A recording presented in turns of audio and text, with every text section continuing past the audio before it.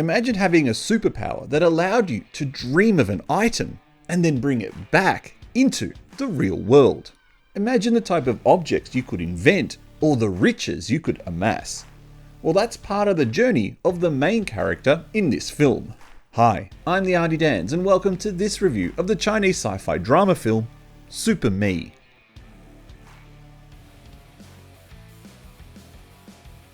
Zhang is a struggling writer who hasn't been able to sleep for months, and every time he does fall asleep, he gets killed in his nightmares and wakes up in a panic.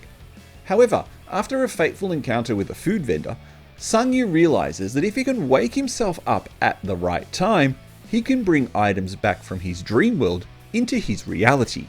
Now with an almost limitless supply of resources at his disposal, Zhang improves his lifestyle, but it comes at a cost.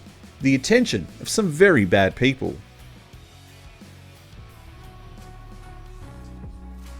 This is yet another great example of a movie of two halves. Well, actually thirds. 2/3 are terrific, and the other third is absolute rubbish. And it's the first 2/3 that are the terrific bit. We're shown our lead, Zhang going through some real hard times. He struggles to pay his rent or even have enough money to eat. He has hit rock bottom and it seems there's no way out for him. I got that sense on screen and I started to feel sorry for him. So when he was able to work out how to turn his life around, that was an exciting part of the movie. It felt like a typical rags to riches story. A man who had nothing but now has almost everything. I say almost everything because the one thing that was missing was love.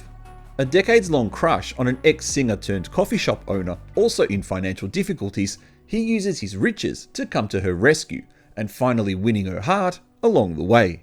Usually, I love everything that Song is in, who plays the love interest in this movie. It's usually because she selects roles that pushes her ability as an actress. From the shadow play to the final master and the guilty ones, she tends to mix up performances by featuring in movies where she's not pushing herself, and this unfortunately is one of them.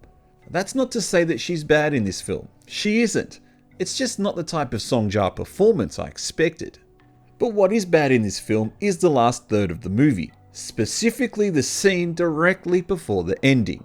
The actual ending, the final scene of the movie, is good. It balances the whole film and puts everything into perspective, but the scene that occurs in Zhang penthouse with the gangsters is just ridiculous. Over the top, cartoonish, and just plain dumb. Full of bad acting, poor effects, bad direction, bad editing, and illogical storyline. For example, where the hell did all these gangsters come from? It weakens the whole film. Up until that point, the film was enjoyable. It seemed to lack any real purpose or story direction, but at least it was fun to watch. But then this scene started and I just looked at the movie with a massive WTF look on my face. And I think it might have been enough to ruin the film for me.